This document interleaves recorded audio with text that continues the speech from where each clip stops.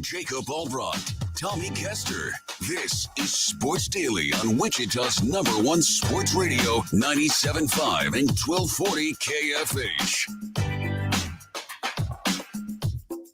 Welcome in, everybody, to another edition of Sports Daily. Got a new open for you there, mixing things up a little bit. It is Jacob Albracht and Tommy Castor. Jad Chambers producing, manning that IHOP hotline for us. It is brought to you by IHOP, where guests can enjoy the new Nashville hot chicken and waffles, golden brown Belgian waffle, topped with 4 crispy chicken strips tossed in spicy Nashville hot sauce. We've got some HTO to give away today, so stay tuned for your chances to win that. We'll have our betting insider, Chelsea Messenger, on a little later this hour. We'll have our K-State insider, Tim Fitzgerald, on a little later in the show as well. Thursdays are always fun. Get you ready for some Thursday night football and look ahead at a football weekend. Tommy, how are you this morning? I'm good. Did something significant happen last night? I'm not sure. I was away from my TV, so I have no idea what happened. It did. The Shocker women won their exhibition opener. There you go. K-State and KU both won their exhibition basketball games as well. No, look, the Rangers are world champions. I couldn't really believe it last night. I probably didn't have the same emotion as a lot of people, and I didn't like. People say sports cry or whatever. I didn't do any of that, but I was really, really, really excited. I can't even explain, and people know this. Royals fans know this. You went through it not too long ago. Like, literally waited my entire life for that, for the team that I put far more emotional investment into than any other team like that exists for me. My family is that way. I'm getting videos. Everybody went and hung out with my dad, who's almost 80 years old now, and they all, were sending videos of his reactions to stuff. It was fantastic. I hated to not be there with them. But look, like, that's it. Like, that for us, like, everything revolves around the Rangers. Now, they're crazy Cowboys fans too, but this is what I've always said about baseball. You get more invested in baseball because you spend almost every day with it for half the year, right? And when it's good, like, you're always like, I think I wrote, like, the ball game. Like, you can always gather around the ball game. Whatever you do, and you throw the game on. And as a kid, like, big part of the reason I do this is because some of my favorite sports memories and, like, the earliest things, we lived out in the country. So everything that we did was like 30 minutes from town, and driving back and forth. And we couldn't afford at that time. Like, we couldn't afford cable or anything like that. But we listened to the Rangers back and forth every day in the summertime, riding around in the old truck with Dad. And, like, he had somehow rigged up a radio to turn on with, like, the bathroom light. So if you were in there taking a shower or whatever, it would flip that on. And so we were always listening to the Rangers on the radio. And then they became a little more available on TV. You watch every game. I mean, there was a stretch, Tommy, where I was, like, from my teenage years until I was probably 30, I might miss 2-3 games on TV a year, like, watched every game. Then when we were young and idiots, we would drive down with no money and go to opening days. We had like a decade straight of opening days, and we're like 5.5 hours away, where, you can't really afford anything. So you'd cram like 6-7 people into a crappy little Days Inn hotel room across the street. And all you could afford was the beer, which you couldn't really afford anyway, but you figured it out, right? And you just like, all of that for an entire lifetime culminates in a World Series last night. Pretty cool. And then I think about my dad, like, for their entire lives too, all, for whatever, their adult lives for the older generation, but it's been 50 plus years. It's crazy. That part of it is still hard to believe. There is a lot of emotion in it. It's really fun though. Like, for me, it's not like this. I don't know. I don't even know what it is. It's, it's a different setting than I figured I'd ever watch that, just sitting on my couch kind of by myself, right? The kids had to go to bed and all that, but it was awesome. I'm so excited that they finally got it done. I'm excited for the 2011 team that they finally that everyone can finally stop talking about them now, and they get their championship. But it was a wild year, really cool night, and I'm so glad that it happened. Genuinely happy for you. I texted you last night after the game was done. I've experienced a World Series win a couple of times in my life with my team, and I'm not sure there's really anything quite like it. I mean, Super Bowls are up there for sure. But man, there's something about baseball. There's something about a team that, you were a fan of as a kid growing up as an adult. And I remember a couple of years ago when the Braves won, and it was kind of like what you did last night. I was by myself in the living room. Like my wife had went to bed. We had a baby at the time. He was asleep. I'm trying to be quiet, in a dark living room. I'm standing up. I'm not even sitting on the couch, and I'm watching them, win a world championship. And there's really nothing quite like it. It's, kind of, I mean, for forever, for generations, we've talked about how, baseball is America's pastime. And I think that, over the last couple of generations, football has kind of surpassed that. But man, like you talked about, something about baseball, something about a World Series win. And when it's your team and it's a team that has never won it before, and they always flash the graphic up on the screen of the teams that have not won a world championship, and the Rangers are always the team that have been around the longest that have never won one, and it makes it that much more special. So I'm really happy for you. Yeah, it is, and I appreciate that. And I appreciate I can't. The other part of it is very like sweet and like humbling. I had like 75 text messages within 3 minutes or something from the time, which makes me think, one, people are paying attention to the World Series, which makes me happy. But like, it's crazy. And football's different. Like football is something like everybody, you can always watch a football game, right? But baseball is more intimate, right? Like baseball, you kind of, like we talked about this when people talk about ratings and all that stuff. Baseball's always like you hone in more on, the team that everybody's around. And for our family, it was the Rangers. I mean, we would get together generations. I'm talking 3 generations. So like my dad and his cousins and brothers to us, and then to my brother's kids who now are, I have, nephews that are old enough to go to the bar. But, we go to the ballpark, take our shirts off, scream, like make absolute fools of ourselves. And it's great. It's okay. Like it's a part of it. Like it's just the investment you put into it. It's what makes sports great. I know everybody understands that listens to this show. Everybody's got that team that you invest that emotion into. It does make me laugh sometimes to think about like the fact that it still has that effect on us as adults, because very few things do, right? Like your emotion goes in 1,000 different directions with kids and everything, but it does. And then I'm like, well, that shouldn't surprise me. My, 78-year-old dad is just as invested emotionally in this as he ever has been. And that makes it, that was the cool thing. And like, it's so funny too. Like I was talking to my brothers that were there, and it was like, they're like, we got to go watch that game with dad. Like you've got 1,000 things going on. And I'm so glad that they did.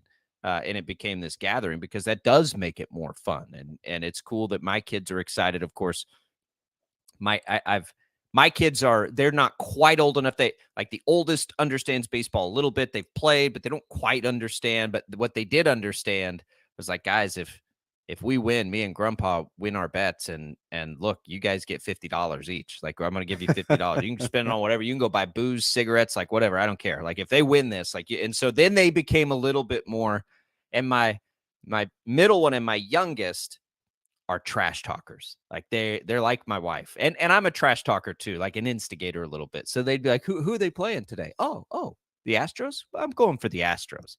And so then of course I'm like, well, you're grounded from Halloween if you do. And so that back and forth was fun and cute too. But they were excited for me. My oldest hung with me through probably the 8th inning last night.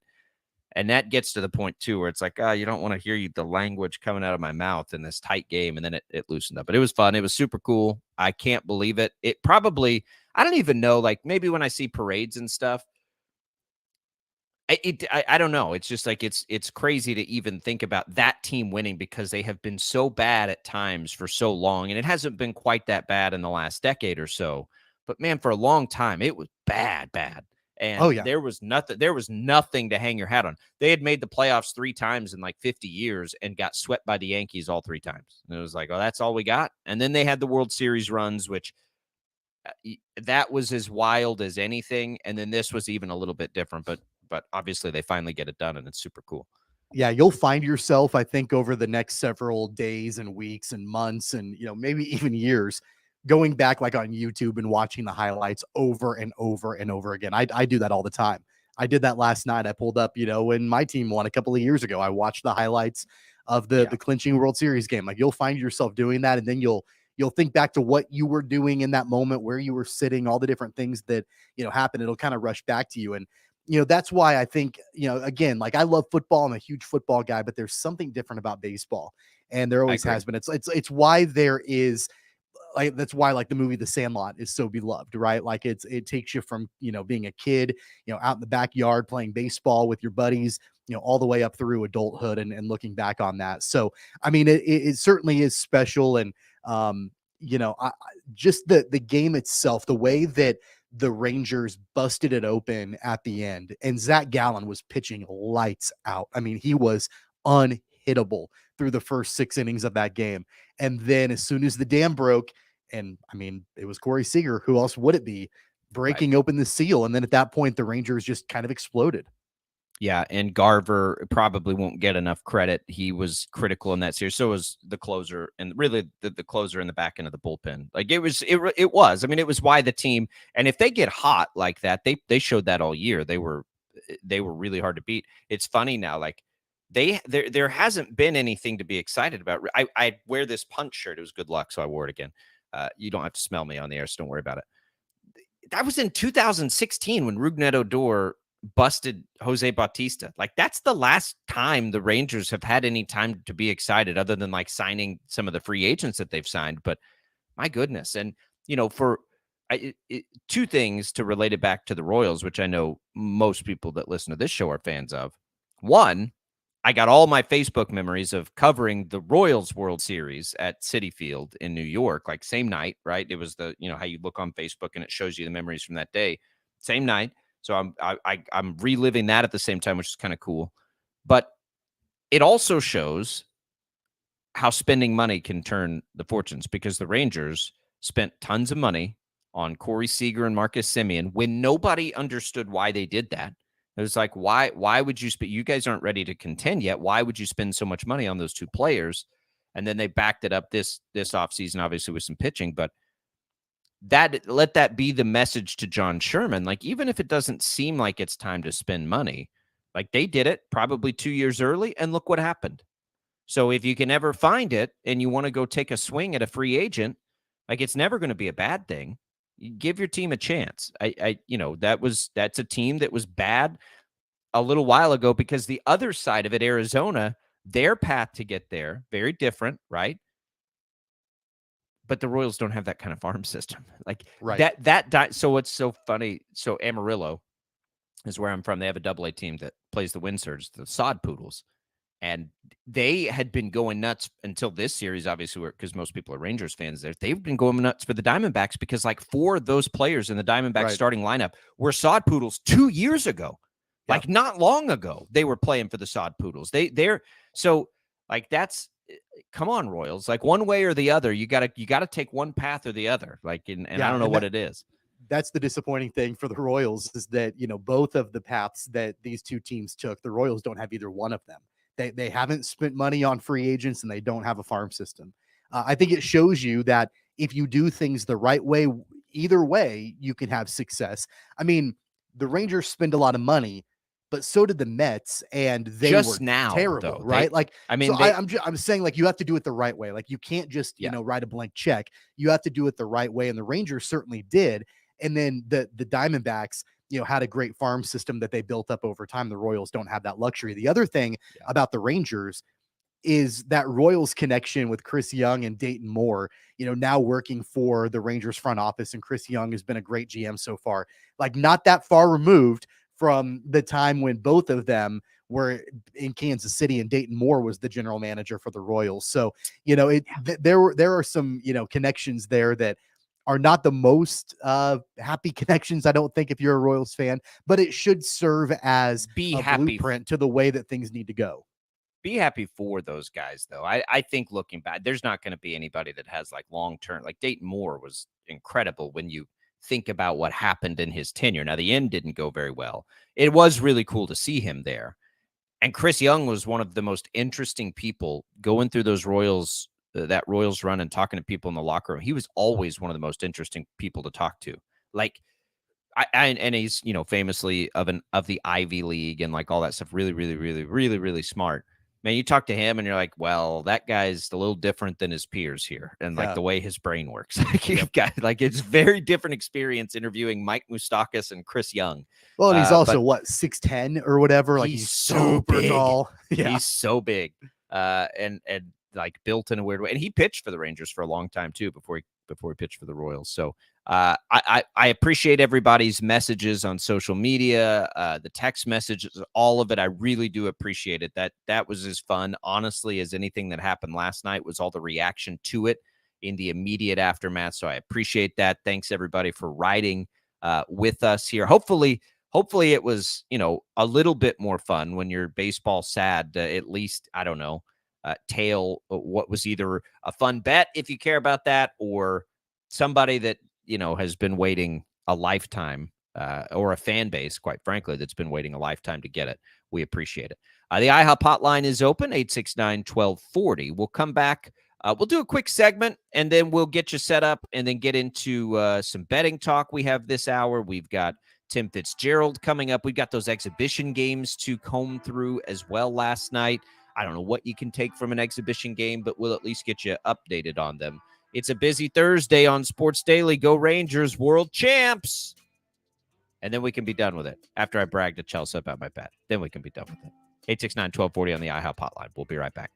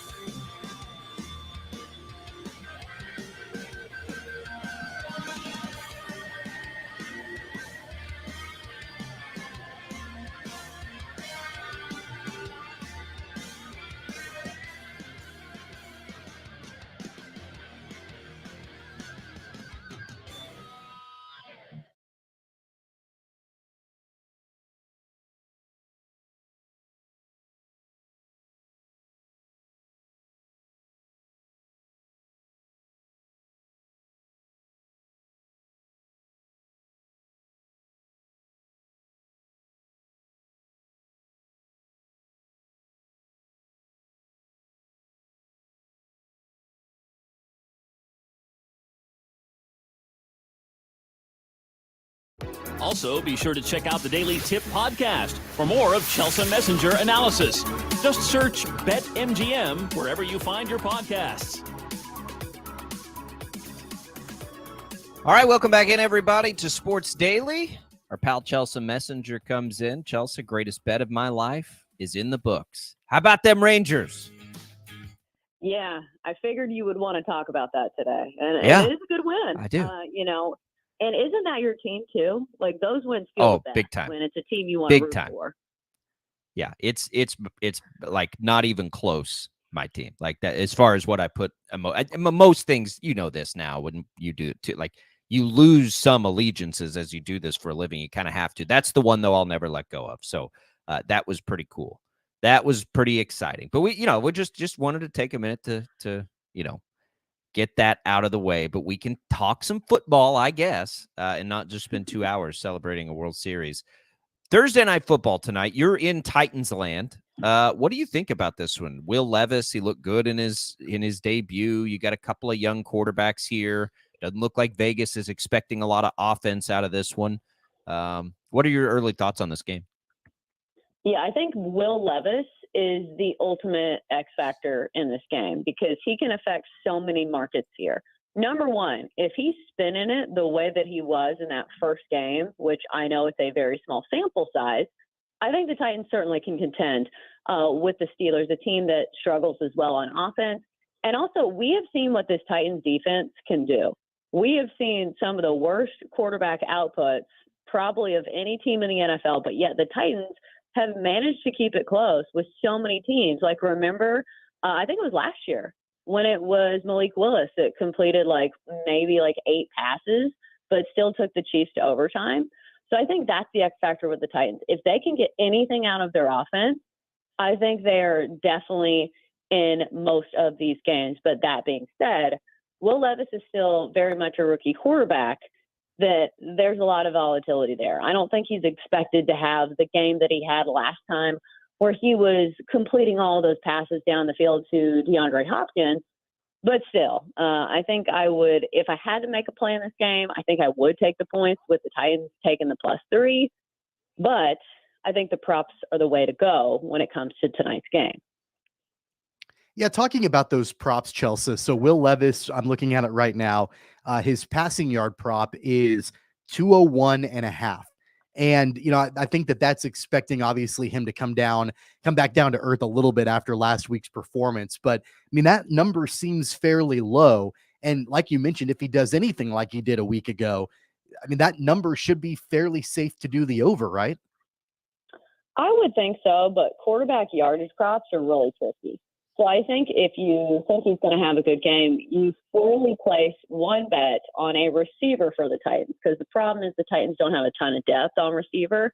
But the guy that really led the way last week was DeAndre Hopkins. We know he has wide receiver 1 a ceiling there where he can do amazing things.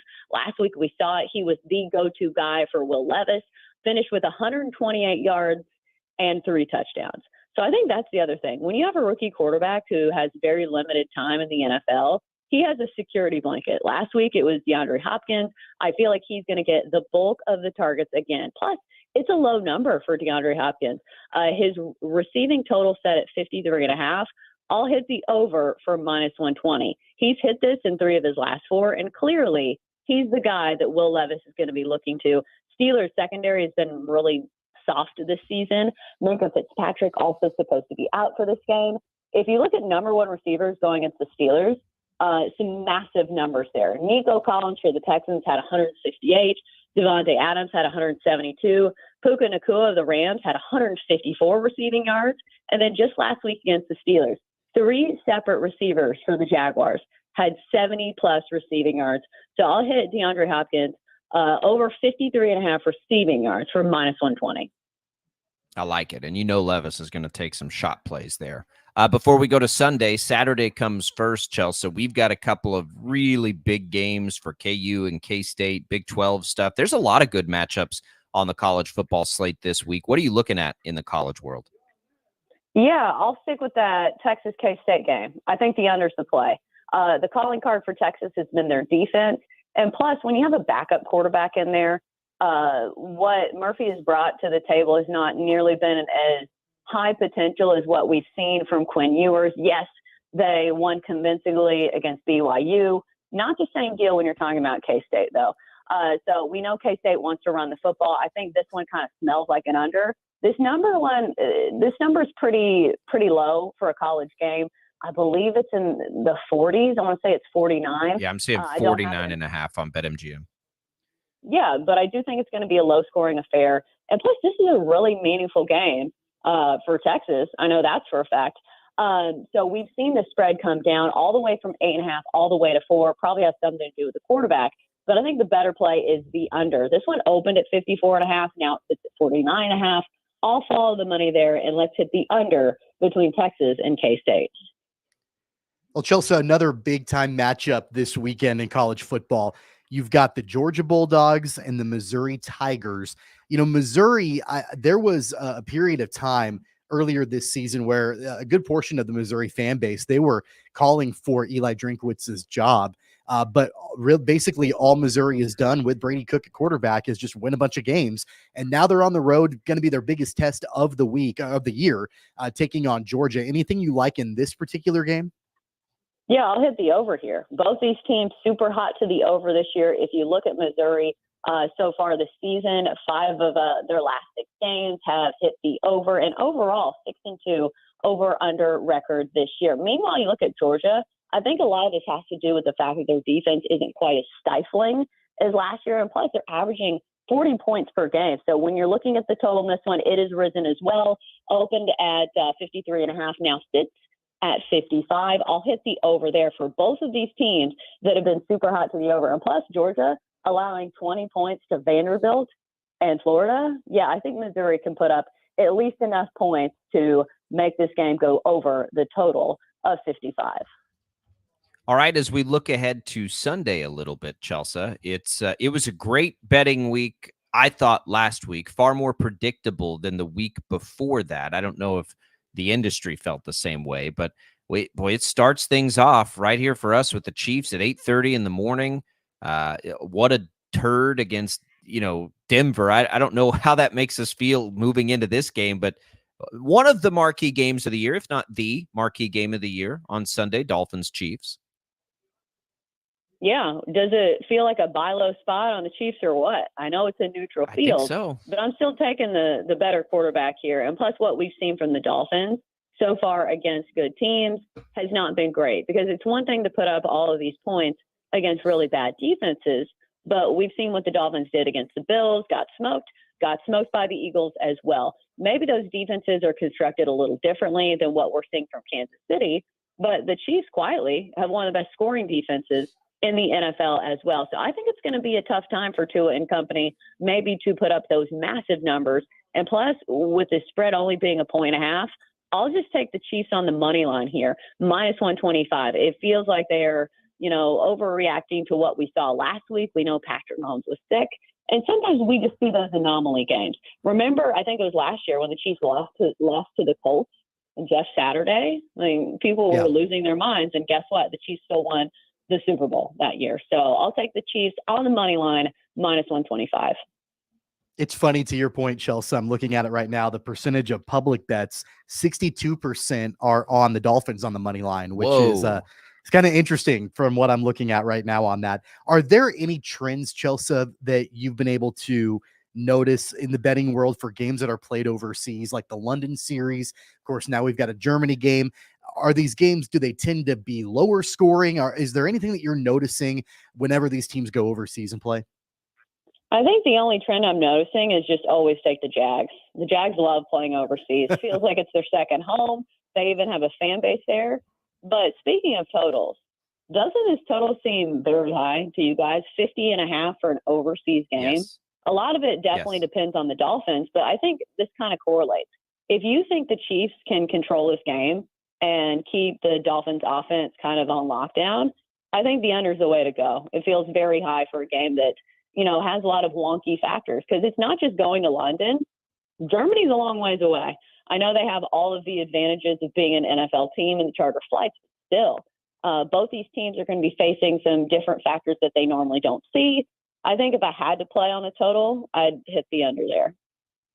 Well, and the Chiefs don't leave until today, which is also crazy, that quick turnaround. All right, as we look across the NFL landscape on Sunday, Chelsea, give us some of your favorite bets, whether they're props, games, whatever it is. Yeah, how about the hold your nose special? Going to hit the under 38 between the Raiders and the Giants for -120. I think this one's already dropped. It was 37.5. Now it's 37. I'll kind of bump it up a little bit just to have some extra wiggle room there. But think about these two offenses. The Giants and the Raiders, are these really two teams you want to trust to each contribute to the total here? I think not. The Raiders just fired everybody on their staff. Maybe that helps their offense. Who knows?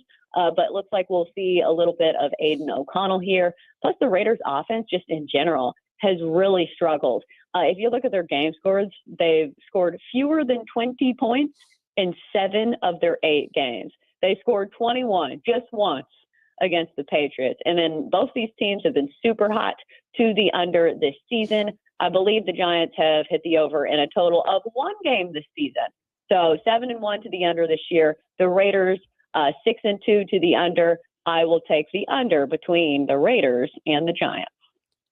How about the Cowboys and Eagles, Chelsea? The Cowboys have put up a ton of points the last couple of weeks. The Eagles have the best record in the NFL, but they haven't looked dominant in doing it. Do you think this is a game? I mean, the Cowboys are 3-point road dogs. Of course, it's kind of a coin flip at this point, but what do you think about this game? Is there a good angle here? It's tough to say about the Cowboys because doesn't it feel like we haven't really seen them play many good teams? The only good team really that they've played is the 49ers, and they got smoked in that game, 42-10. I would think since it's a divisional game, maybe they can keep it close.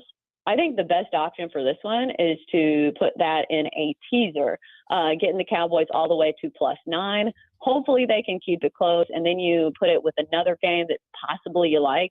I personally think it's comical that the Raiders are 1.5-point favorites against the Giants. You could either do the Giants +7.5 on the road at the Raiders, or if you're interested in the Bills and Bengals game, the Bills getting 2. This line has moved. It was Bills +2.5, so we're seeing some money come in on the Bills. You could get the Bills all the way at +8. I think those are some pretty solid teaser options. And then any props, any other I know you like Hopkins tonight. Any other props Sunday? And I don't even know if they're all out yet, but you've got your eye on anything? Yeah, if they have them out, they have just been posted. But I do like one more prop in tonight's game, going to the receiving game as well for the Steelers. I'm going to go Deontay Johnson over 56.5 receiving yards. Since coming off the injured list, he has been the most dependable receiver for the Steelers, because I know George Pickens has that kind of feast or famine output when it comes to his receiving yards. He's either finishing with 125 or like 22 yards. But the targets have gone way up for Deontay Johnson, had 14 targets last game. And plus, where the Titans defense is The worst is the middle of the field. Their red zone defense is really good. Their run defense is really good, which means the way you beat the Titans is you throw it. And usually teams are pretty successful. Last year, the Titans gave up the most pass yards to opposing quarterbacks of any team in the NFL. And a lot of it has to do with the fact that you can't really run very effectively against the Titans. So I will hit Deontay Johnson over his receiving prop of 56.5. All right, Chelsea. Good luck this weekend with the bets. A lot of good stuff there. I'm gonna have to digest that and put it all together for hopefully another good betting weekend. Yeah, thanks for having me. All right, there goes the host of the Daily Tip and Odyssey Sports Betting Insider, Chelsea Messenger. Insider Calls presented by BetMGM. Go check out all the latest lines today on the BetMGM app. Good stuff there. Chelsea's notes and stuff were great last week.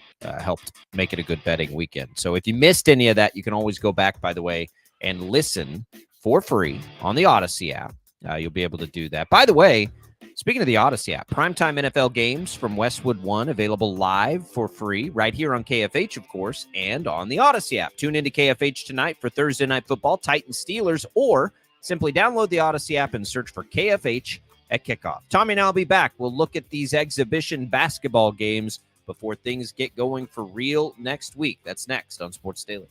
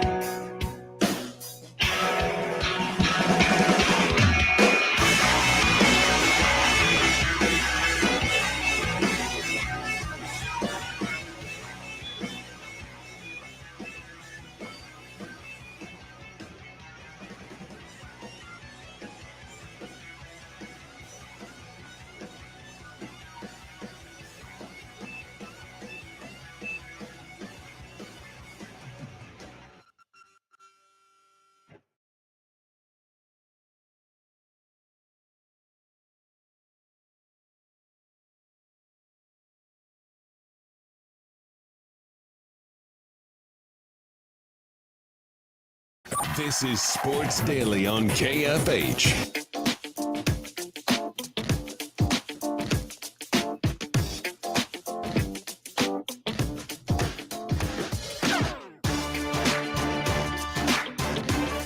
All right, welcome back, everybody. Sports Daily on KFH. We get exhibition wins for the Shocker women, for K-State men, for KU men. Tommy, let's start with the K-State men. First time we get to see the Wildcats. I'm Jacob Albracht alongside Tommy Castor, Jad Chambers producing.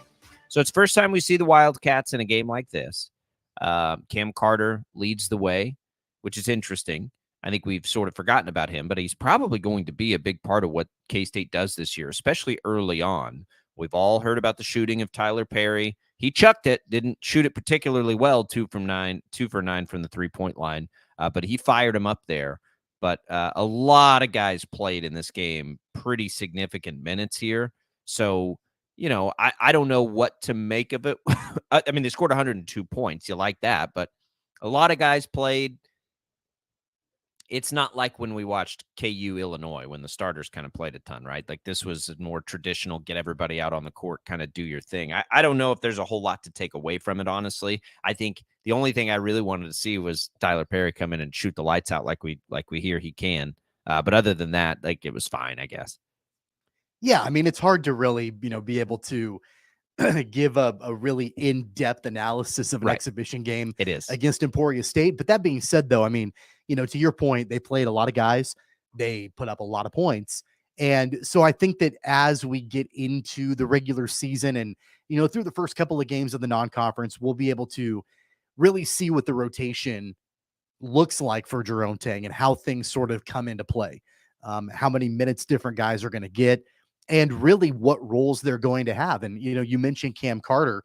We've been, I think, really for good reason preoccupied with the transfers in Tyler Perry and Arthur Kaluma.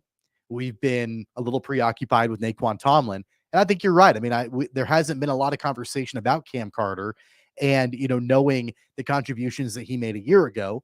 I think he's going to have clearly a large role in this program this coming season. And I think he's going to be a guy that Jerome Tang is going to want to lean on and probably somebody that, will be a major contributor to how successful this team will be. Yeah, I don't know. Again, we talked about this just for a second. I think it was yesterday. Like, I just don't know how to set the expectation for K-State early on anyway, because their range of outcomes seems so high. And we'll talk to Tim Fitzgerald about this in about 15 minutes. But, I just don't know where to start with this team. Like, I don't know what the starting point is. I'll explain that again. So, like for KU, we know what the starting point is, right? They should immediately be, if not the best team in the country, one of the best teams in the country. That's the starting point for the Jayhawks this year. Okay, for Wichita State, we kind of know the starting point. That expectation is significantly lower, right? Like, what can this team come out of the gates and be clicking by the time you get to conference play? And like, what does that look like if they are clicking? We don't even know who their point guard is at this point.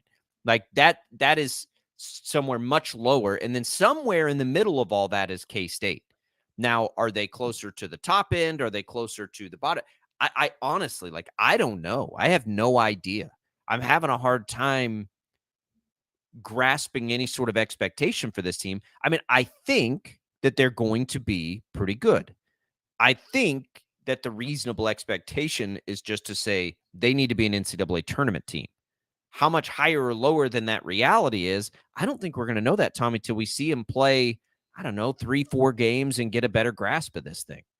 Yeah, I think that also we discussed it yesterday a little bit about Naquan Tomlin, and I want to get, Tim Fitzgerald's, thought on Tomlin and what the absence means overall to the ceiling of this team. But I think the question is going to be, if this suspension, which is indefinite as of right now, if it drags into the regular season, what's the best way for Jerome Tang to fill that spot? I mean, we all know Tomlin is the top returner from a year ago. So, you've got David Gasson, who's still on the roster. You've got Arthur Kaluma that you brought in from Creighton. And I think a combination of those two guys, you're going to have to really lean on them, at least in the front court, to be able to, I don't want to say replace what Tomlin brings, but at least try to fill that gap, fill that void for however long that absence will be. And I don't know if we're talking a week, 2 weeks, a month. I have no idea. I don't think anybody really knows what that absence and how long it's going to last and what that's ultimately going to mean for this program. Totally. And because we envisioned him as being such a big part of it. But that's what I want to know is, what do they do in his absence? And, it's hard to really gauge that with Emporia State. But once you get into the regular season, I think we'll have a better idea on how Jerome Tang plans to fill that gap. Agree. KU's a little different, right? Like KU, we do have some sort of expectation for. They lose that game at Illinois. Again, the exhibition, which whether or not that should have been an exhibition, I don't know. I mean, I love the cause and the reasons they did that. They're just not. They're definitely not where they need to be. I mean, isn't that fair? Like KU is not what we need them to be right now. No, but they're just you can't get, and this is the same way with all of the programs that we follow. You can't get too hung up on early November basketball. There is not a team in America that when they play in early November, you can look at and say that's exactly the team that we're going to see in March. No, not that. Certainly. I don't think you can do that in any sport. But I think what we can do is know whether they're over or underperforming in November, right? Like, no, I don't think there's no. It'd be silly to say they're going to be as good ultimately at the end of the year in November. That won't happen. They'll get better. But I do think it's reasonable to say they're not where we'd expect them to be right now. I mean, look. I don't want to compare Fort Hays State and Emporia State because I'd be ignorant to do that. I don't know, but K-State beats Emporia State by 34 points, and KU kind of rolls in with a 18-point win, and they lost to Illinois in the thing, and we know that Bill Self was not pleased with the way they looked at late night at the Fog. Like something has not clicked quite yet.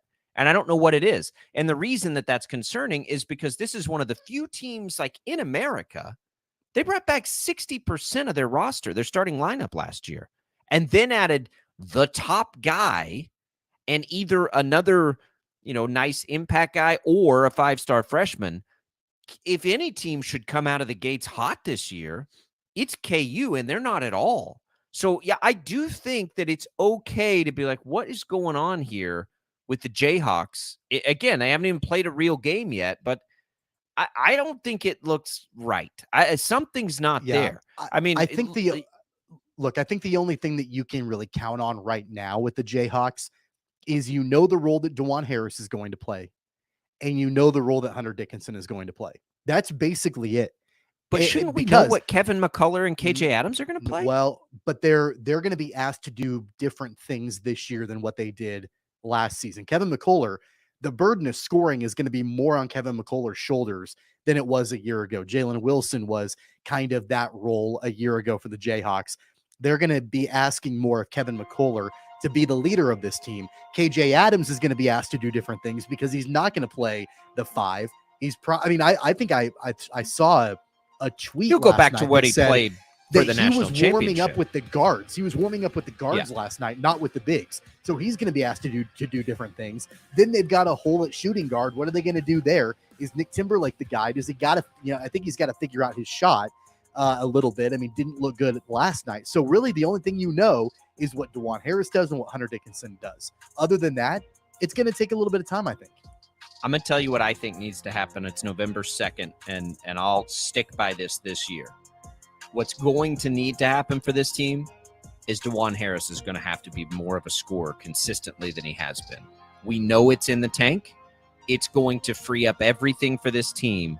This needs to be a year where DeJuan Harris is averaging 12, 14 points a game, and KU will reach its ultimate potential when that happens. That's my prediction for KU basketball. That's what's got to happen. They've always been better when he scores, and they're going to need him to score more this year than ever before.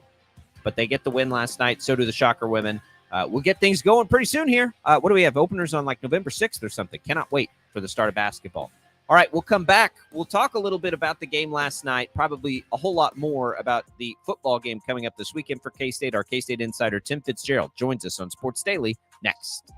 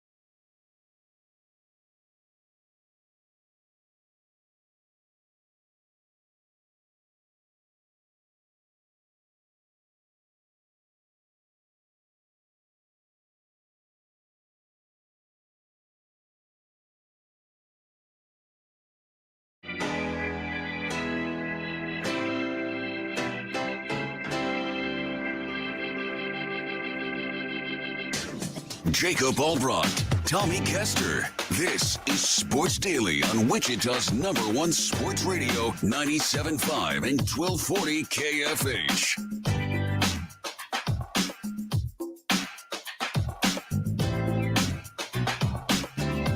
All right, welcome back in, everybody. Sports Daily here. New intro music there. And we're about to play some well-known Sandstorm for you because, hey, we got our buddy Tim Fitzgerald, our K-State insider. We're getting in touch with Tim right now, but we'll have it for you. We'll have some Sandstorm. A lot to talk about with K-State. We'll touch on the Naquan Tomlin situation, of course, but it's hard not to just look ahead to this game against Texas this weekend. K-State 4-point underdogs. That feels just about right to me, Tommy, as far as, a line on that game. Texas has been very, very good, and, they've got lots of quarterbacks there. I know Quinn Ewers isn't playing, but it'll be a tough one for K-State. It was interesting that Chelsea said she was looking at the under there, Tommy.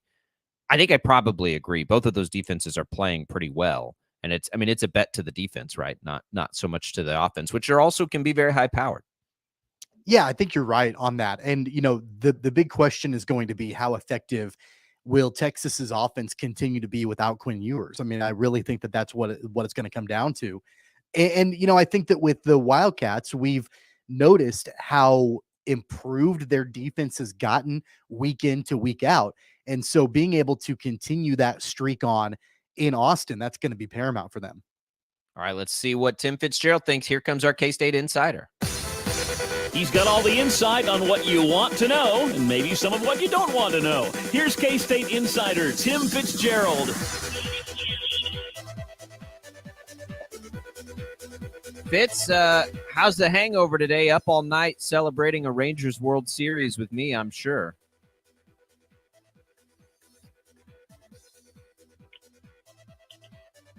You there, Fitz? Do we have you?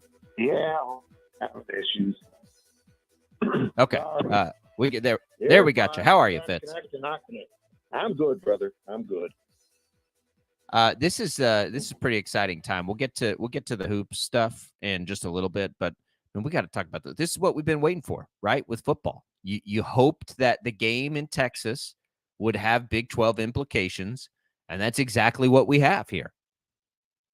Yeah, you're exactly right. I mean, when K-State lost to Oklahoma State, they put themselves in this position of turning this into virtually a must-win. I mean, there's a way to get to Arlington without this win, but boy, it takes a lot of help, probably more help than can be expected in any realm of reality. So, yeah, pretty much now they're in a position where not only do they need to win at Texas, but they probably just need to run the table these final 4 games, which mean a 7-game winning streak to end the season. That's pretty impressive if they can do that. So we'll see if it all shakes out. But boy, they put their cards all in on this game.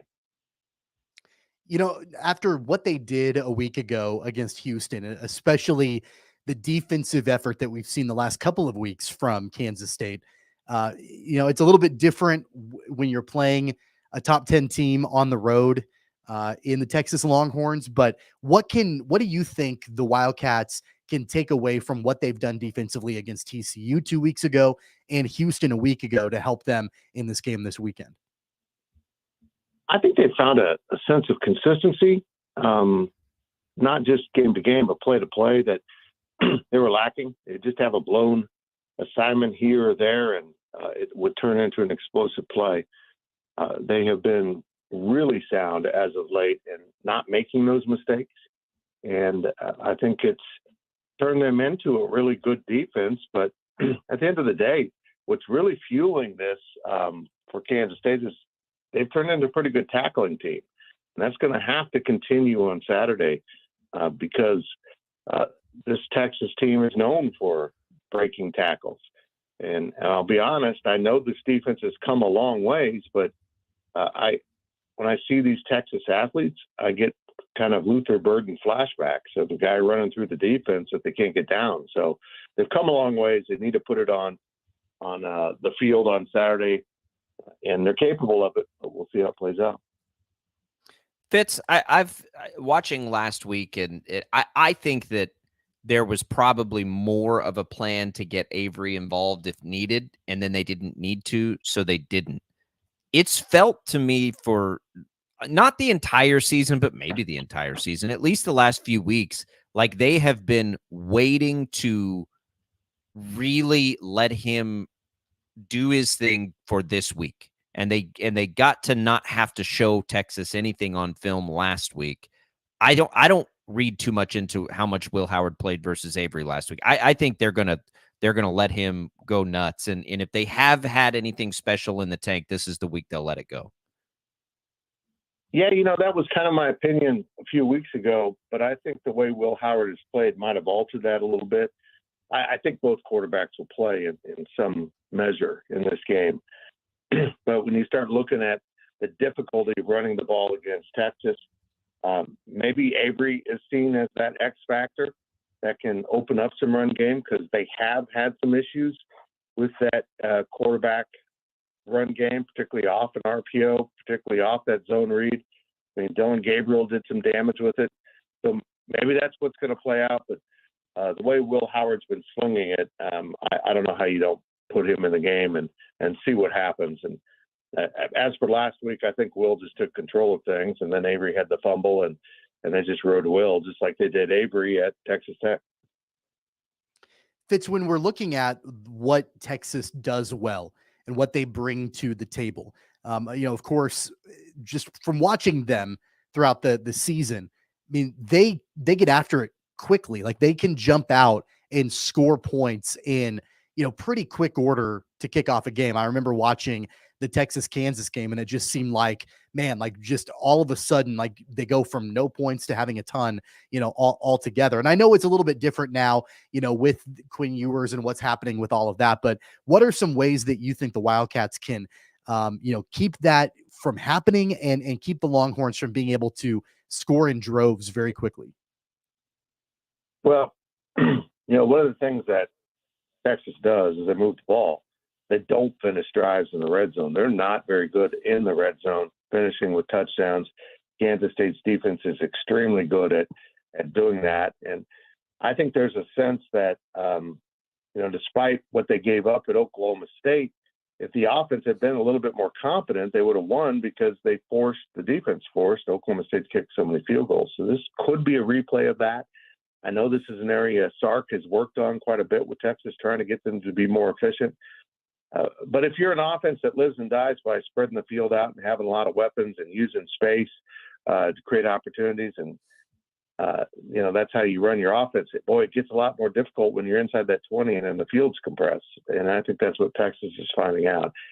We'll see if K-State's defense can hold up and resist. But boy, I kind of like this matchup for K-State in terms of how the teams fit together in some ways, and in other ways, it's a tragic matchup for K-State. So it's kind of just what floats to the surface is more important in this game.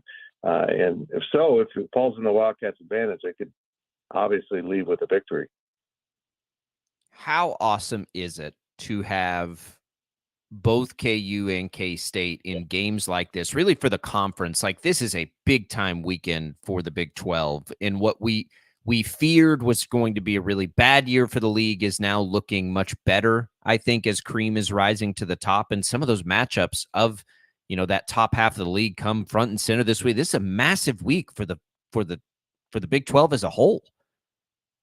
It really is. And, the national media and even a lot of us locally, it kind of just put Texas and Oklahoma in the title game because of, their potential to be really, really good teams.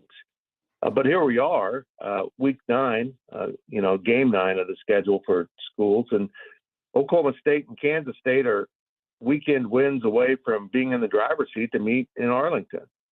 And what that would do for the Big 12 is significant. I think if Oklahoma and Texas play, it's a bad look, but I don't think it changes the perception of national media. They act like Oklahoma and Texas have been in the title game for the last 5 years in a row, which isn't even close to true, particularly with Texas.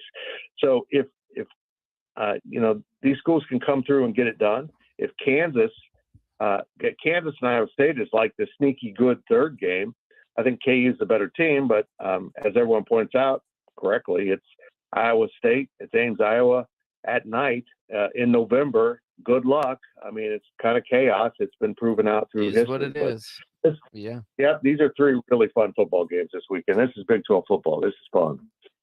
Fitz, what in the world do you make of the Oklahoma State Cowboys? I remember we talked about them a couple of weeks ago, and I think both you and I were, ready to run Mike Gundy out of town and talking about how big of a mess it was down in Stillwater. Since that time, they've won 4 in a row.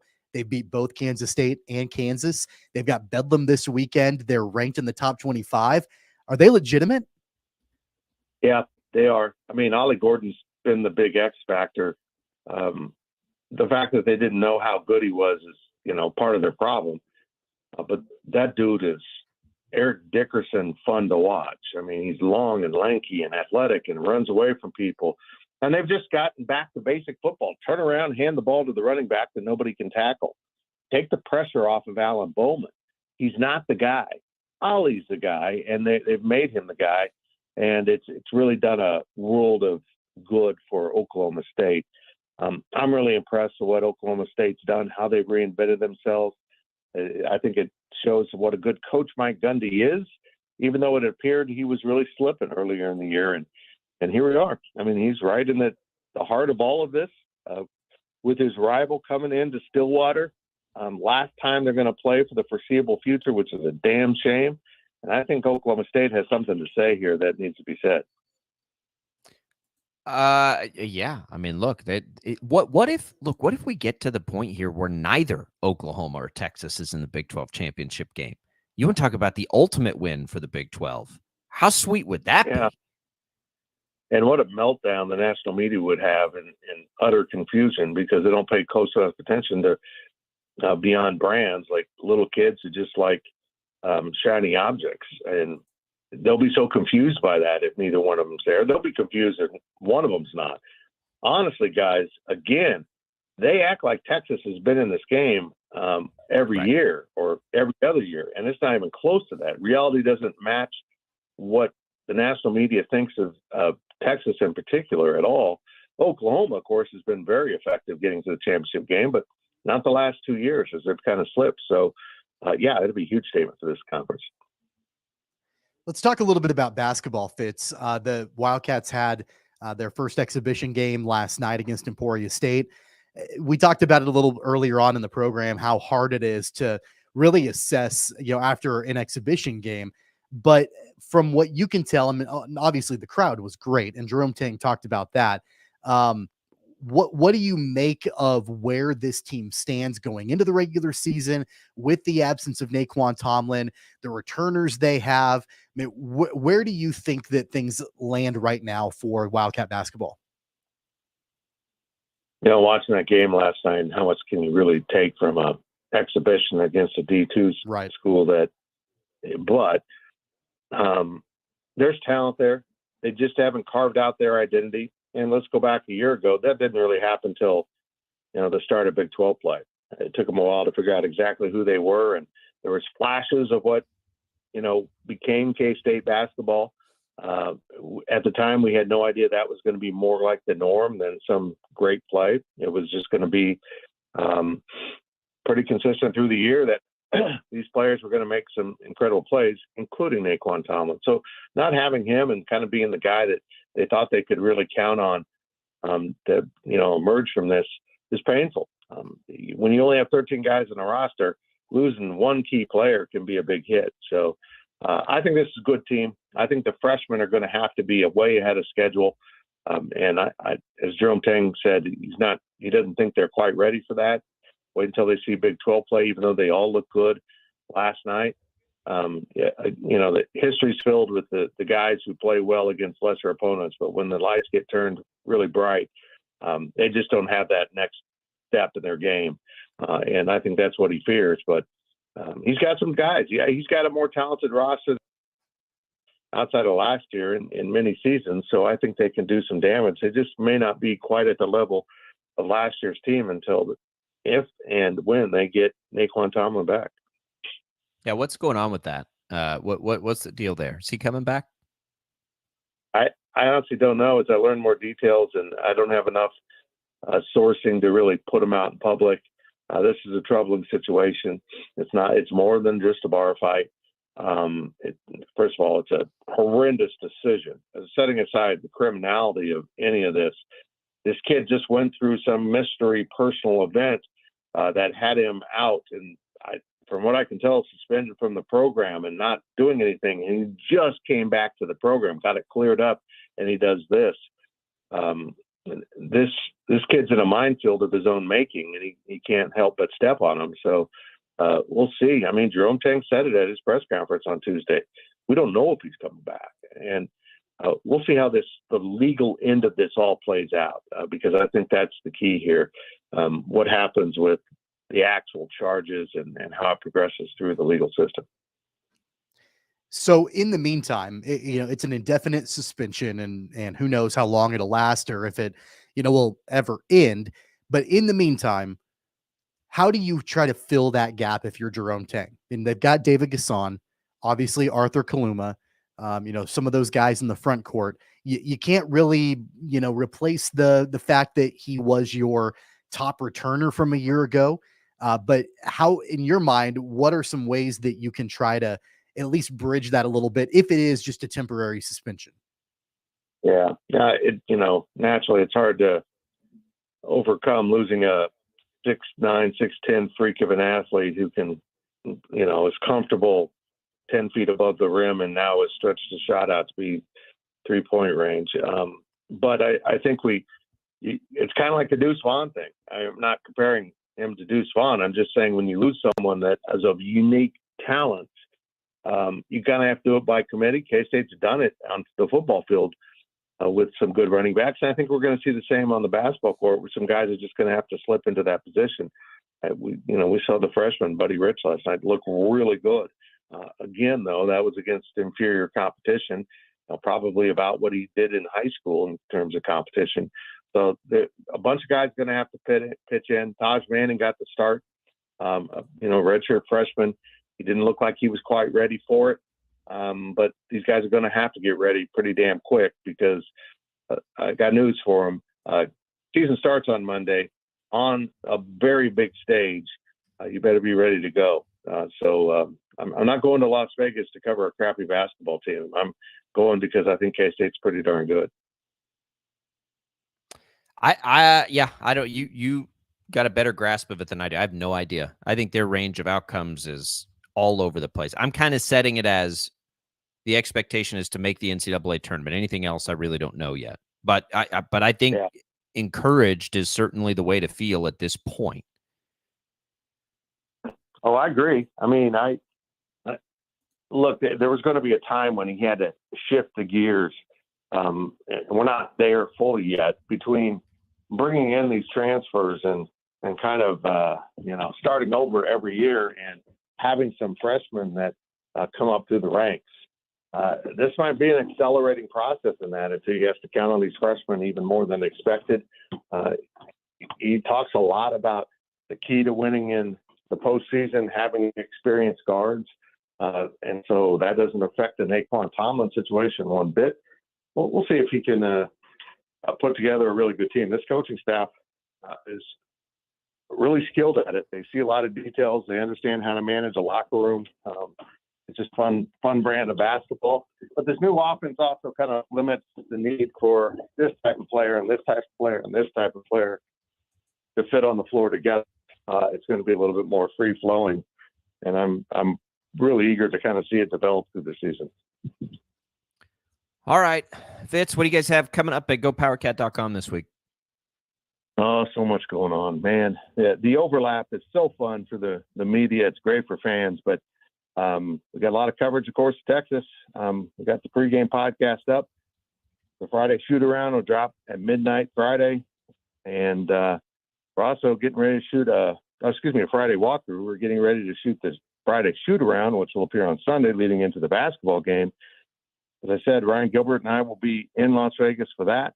Cole Carmody and Zach Carlson will be in Austin for football as we split up our team and go cover K-State sports. It's a lot of fun to be covering them, and it's a lot of fun to be a Wildcat fan.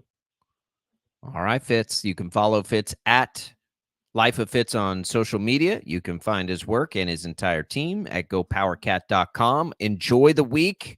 Let's have a big one in Austin, and we'll break it down next week. Okay, sounds good, boys. Great to talk to you. There goes Tim Fitzgerald, our K-State insider here on Sports Daily. Glad to be with Fitz there. When we return, we'll come back and we'll talk a little about Bob Knight and his legacy. What it the reaction to it is immense. As one of the icons of college basketball died yesterday. We'll do that on the way out here. Jad, why don't we give away some HTO? Let's give away. Let's give away 2 free iced tea cards in the spirit of the sun coming out finally and us warming up just a little bit. Let's give away some iced tea, more than 25 flavors, including the all-new mix of the month, Blueberry Muffin. You got to check it out. Available for you at Wichita East, Wichita West, or in Derby. You can get your hands on a pair of those free tea cards right now by calling us on the IHOP hotline, 869-1240. Good luck. We'll come right back with more Sports Daily.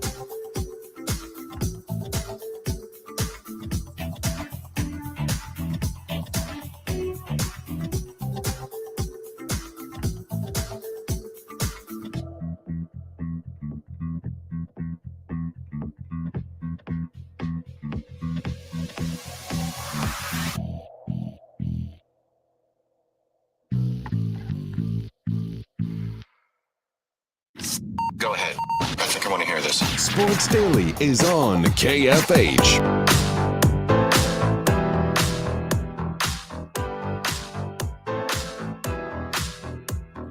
All right, welcome back, everybody. Sports Daily here on KFH. Glad to have you with us. Congratulations to Bobby for winning some HTO.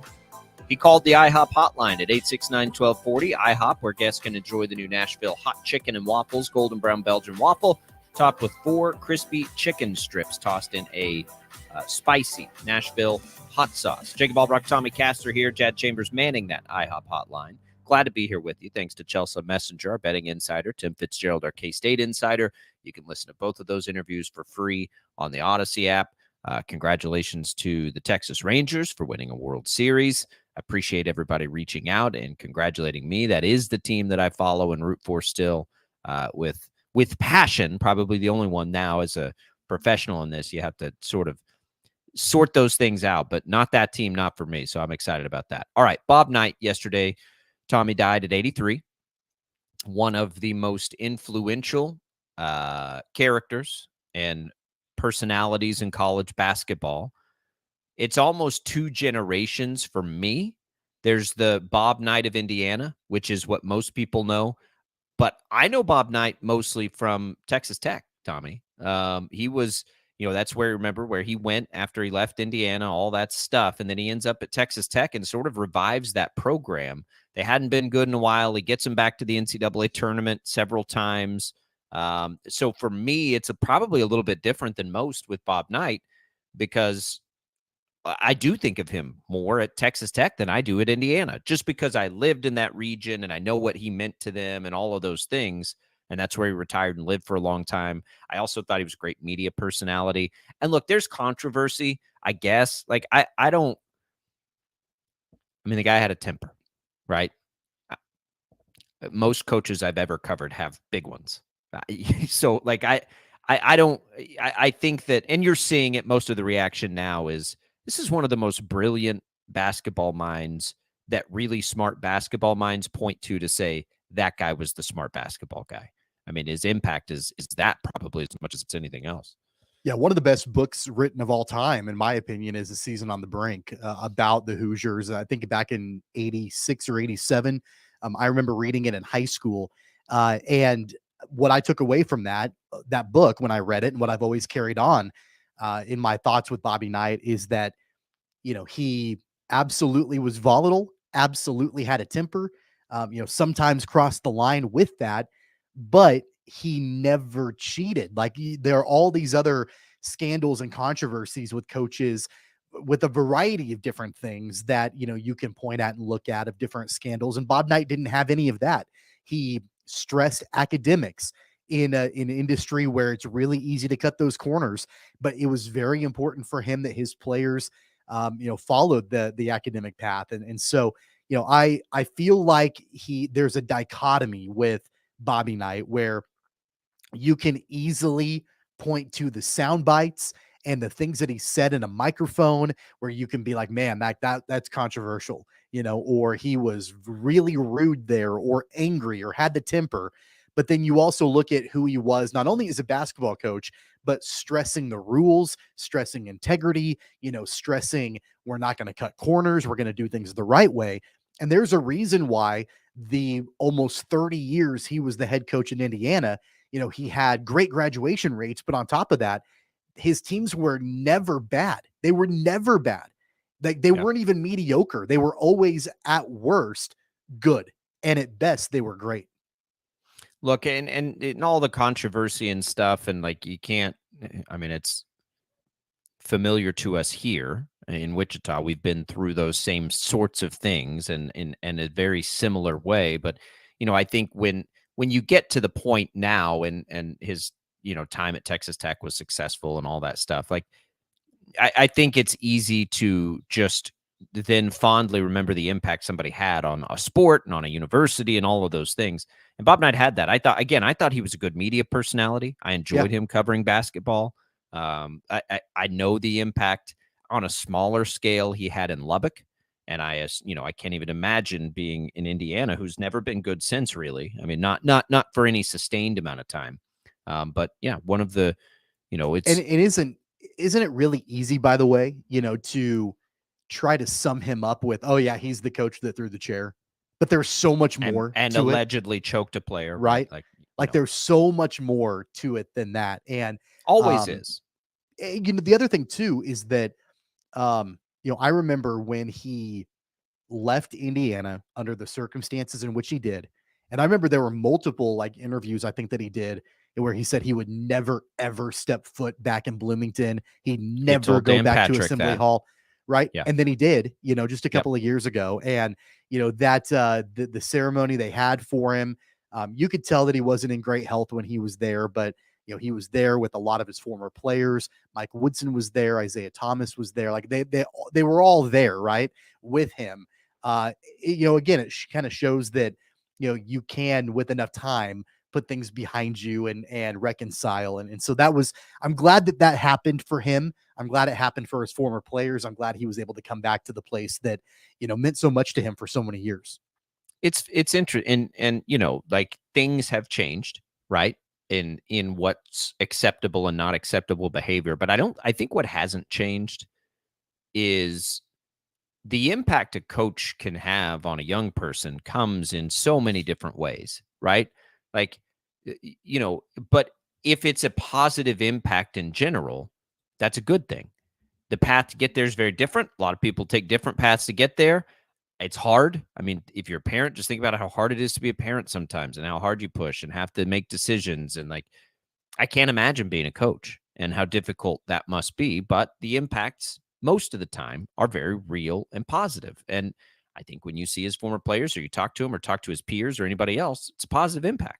And isn't that all any of us can try to do is leave a positive impact?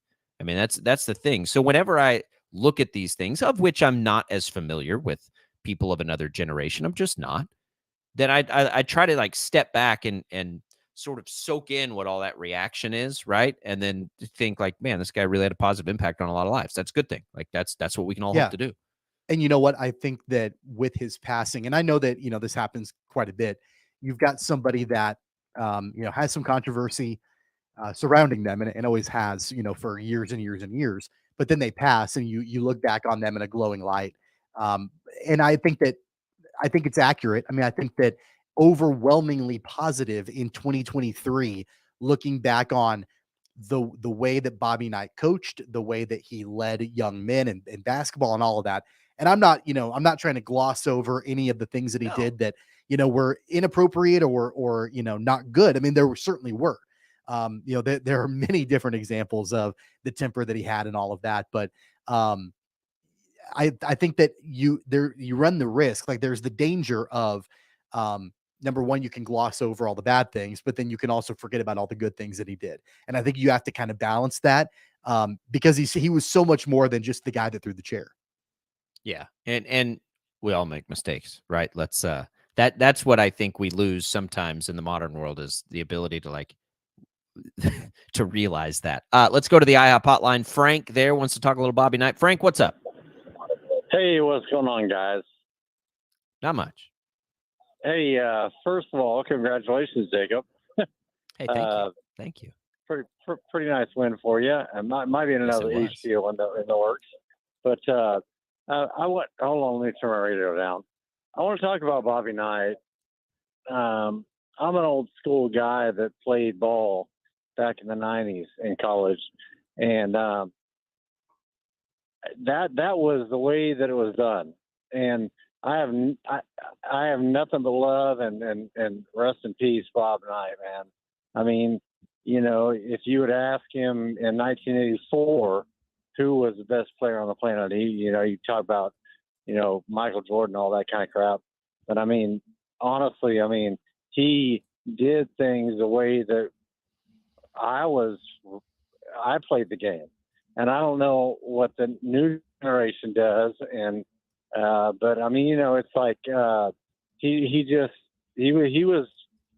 was just him, and what he wanted to say, he's going to say.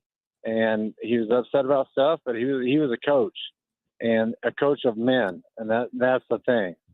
So with that, I'll let y'all go. Appreciate it, Frank. It's, as somebody who has managed people and all those things, like, it's not up to the next generation to change, right, and adapt. It's up to the coach to adapt and change. And we've seen that now in college basketball in recent years. Some of the great ones, they flat just don't want to. So they've stepped away, right? Like, and that's good. But like, I don't want to say, I don't, like, yes, hard-nosed coaching has been a part of it. Different people respond to different things. Some people thrive when somebody's in their face and challenging in that way. A lot of people do, in fact. Some people don't. And great coaches better adapt to that, or they're going to get passed up. I mean, that's the thing. Like, you can't just draw this line in the sand and say this is the only way to do it, or the game will pass you by. And it can be effective in a variety of ways, right? Absolutely. Like, if you've got the right hard-nosed coach and you've got the right players that respond well to the hard-nosed coach, then it works well. We talked yesterday, we spent quite a bit of time talking about Jerome Tang in the Naquan Tomlin situation. Totally different approach. And how Jerome Tang approaches things. And, he does expect a lot out of his players, but he's going to do it in a different way than probably Bobby Knight would have, right? Like, there are just different approaches, and the way that your players that you've brought in respond to that, that's going to dictate that. And, I think that these coaches know the way that they coach, and then they know who the players are that they can go out and get that will respond the best way to their coaching. That's got to be a big part of recruiting. It's not just how talented is the guy, what can he bring to the table on the court or on the field. It's, can this guy respond to the way that I coach? Like, in the same way that you just said, like, players aren't going to change. Well, coaches really shouldn't necessarily have. I mean, if you're a hard-nosed coach, you're a hard-nosed coach. You just got to find the right players that respond well to that. Right, but it's not the player's responsibility to adapt to your coaching style, right? That's what I'm saying. Like, that goes both ways. The leader is the one who has to find a way to figure it out. That's always the burden of the leader. And if you think back to your worst bosses over the course of your career, right? Think about why you think they're your worst bosses. And then think about some of your best bosses. And think about, why do you think they're some of your best bosses? Probably your best bosses adapt to all kinds of different people that you work with, and they know which people they can get. Look, I grew up with 4 older brothers, and we were idiots, and we did all the things that 5 boys, like all the stuff that you can imagine we would do. Guess what? Like, we respond well to hard nose. That pushes the right buttons for me. It does, right? So, and certainly does for some of my brothers. Like, that's the way that, like, those are the things that work. That's not for everybody. My kids certainly aren't that way. Like, so I'm not going to, but at the same time, like, all the great leaders should be doing is trying to get the best out of their, the people that they're leading. I think that's what the great coaches do. I think that's why you're seeing such a positive reaction of Bobby Knight. I think that's why you see such a positive reaction, even in some bad situations that present themselves, is because people do. Like, it's not one size fits all. It's not for everybody. That's fine. Good coaches have got to, figure out ways to connect with all players. I think I always say Bill Self is one of the best at what he does. I think maybe because he is so versatile in the way he approaches, it seems like to me, coaching, right? The variety of people he brings in, whether they be transfers or 3- and 4-year players or star freshmen. Like, think about the way college basketball has evolved and the way KU rosters have looked, and they've been this model of consistency. I don't think people nationally realize how much Bill Self has leaned on 3- and 4-year players over the years. I think they all think it's like Kentucky, which of course it's not, or Duke, which of course it's not. And so the great coaches out there do it in all kinds of ways. Mike Krzyzewski did it in different ways, had success over generations. You think Mike Krzyzewski coached the same way in 2016 that he did in 1986? Of course he didn't.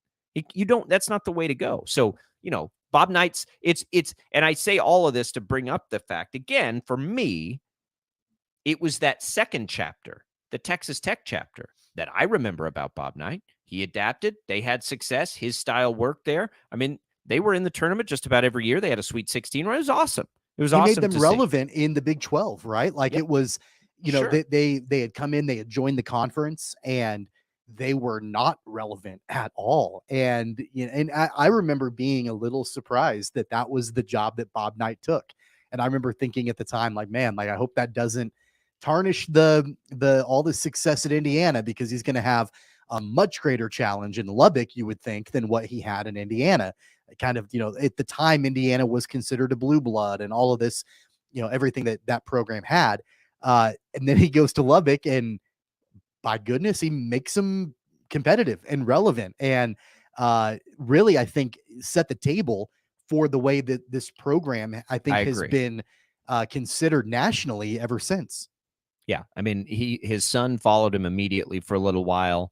And then Gillespie was there. Tubby Smith has been there. Chris Beard, of course. And he absolutely did that for Lubbock, and he'll always be adored there for that reason. So Bobby Knight, rest in peace, one of the great, great characters of college basketball. And I say great in the sense that it was just immense and large. Whatever your thoughts are on Bob Knight is, to each his own. But that was quite the bombshell yesterday. 869-1240. You can react to that. We'll come back. We'll continue to let's look at it Thursday Night Football tonight. How about that? We love football here on this show, and we've got a pretty interesting matchup as far as I'm concerned. It's not, my favorite matchup, but I'm very interested in the matchup tonight. We'll get into that and anything else we've got time for here on Sports Daily. It's Albracht and Castor. We'll be right back.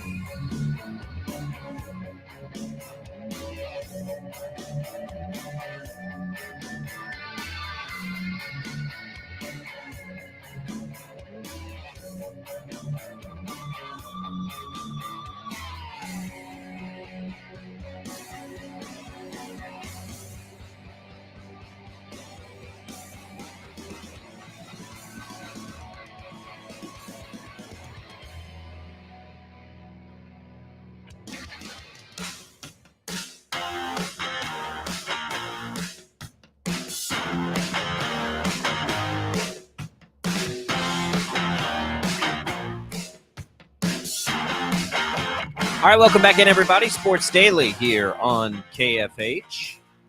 Rangers are World Series champions. Can't even believe it. What a time to be alive. We got Thursday Night Football tonight, Tommy. We've got Steelers and Titans. And look, I know it's been a little up and down for both of these teams, but the absolute reality is these are two teams very much still in the playoff mix of the AFC. We've got a chance and a year that has been pretty brutal for the quarterback position overall to see two young ones tonight in Kenny Pickett, who looks like he'll be able to go, and Will Levis, who is now taken over in Tennessee, which I'm always interested in. We need good quarterbacks in the NFL. It's been a rough year for quarterback. So I hope that both of these guys develop. It's an impactful game. It's a meaningful game. It should be pretty close.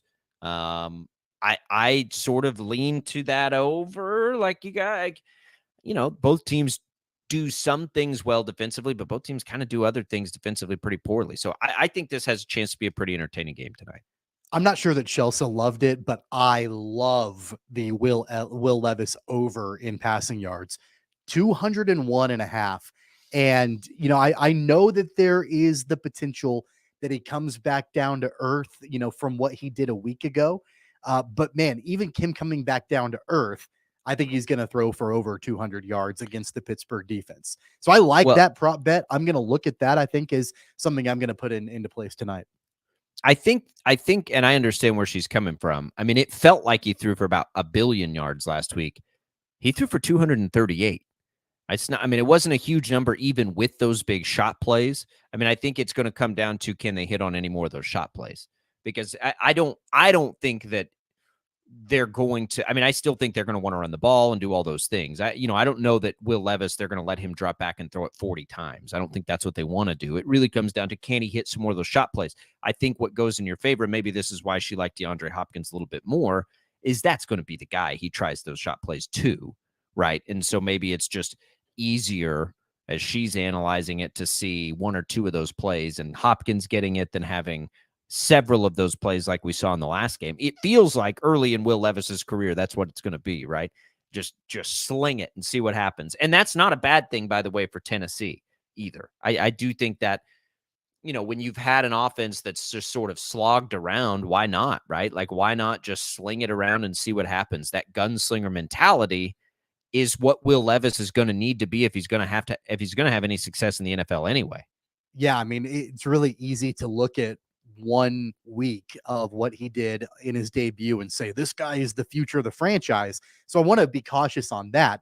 but I do think they have something in him. I mean, I don't know think if they he's, got to they need to at least explore it, right? yeah, I don't know if he's a long-term franchise quarterback for the I don't Tennessee either. Titans, but I do know that he's more likely to be that than Malik Willis is. And Ryan Absolutely. Tannehill doesn't have a long-term future in Tennessee. Yeah. So, I mean, they've got to see what they've got in Will Levis. It's not unlike, I think, what the Falcons did last season with Desmond Ritter. Now, that hasn't turned out well for them, this season, and Taylor Heineke is taking over as the starter this weekend.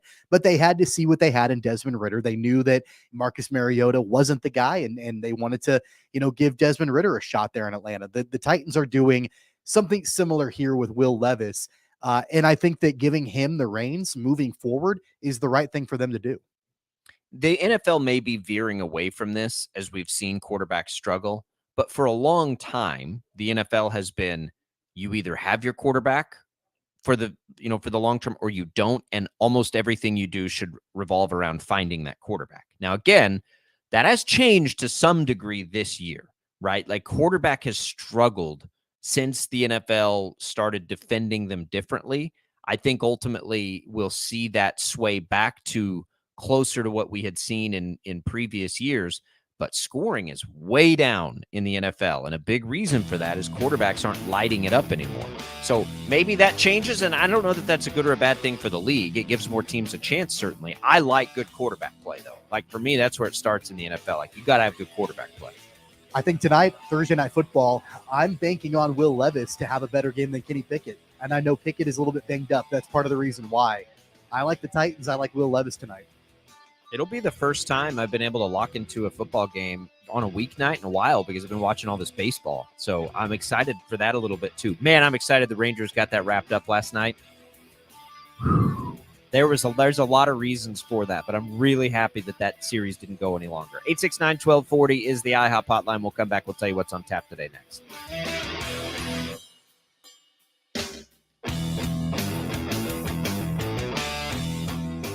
Imagine the sweet, tangy, rich flavor of barbecue sauce and the smoky, salty taste of crispy bacon. Well, you don't have to imagine any longer. Try the Spangles Western Bacon Cheeseburger. It's a third pound of Black Angus steak burger on a butter-toasted bun.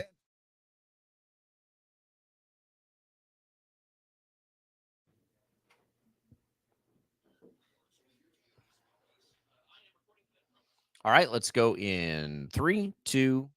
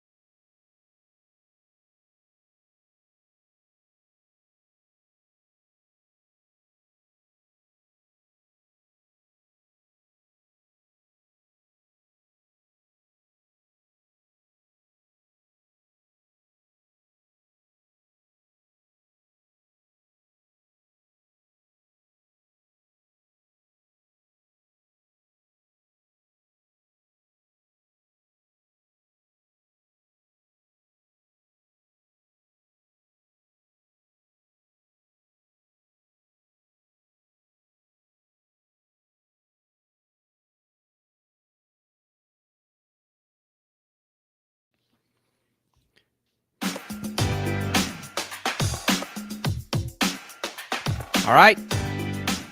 What a great show it was. Our appreciation to Tim Fitzgerald and Chelsea Messenger for joining us. You can go back and listen to those on the Odyssey app. Primetime NFL games, by the way, from Westwood One, available live for free on KFH right here or on the Odyssey app. Tune in tonight on KFH for Thursday Night Football, Titans Steelers, or simply download the Odyssey app and search for KFH at kickoff. You got Bob and Jeff locally 2 to 4 today. Don't miss it. For Tommy and Jad, I'm Jacob. We'll see you for a big time Friday tomorrow.